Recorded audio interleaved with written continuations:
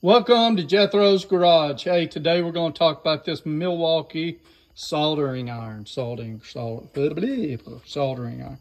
Anyway, hey, this thing, I was just struggling with soldering irons. I had a few different ones. I even had one that I hooked to a 12-volt battery. It was so aggravating to use. This one, it gets hot. It gets hot fairly quick.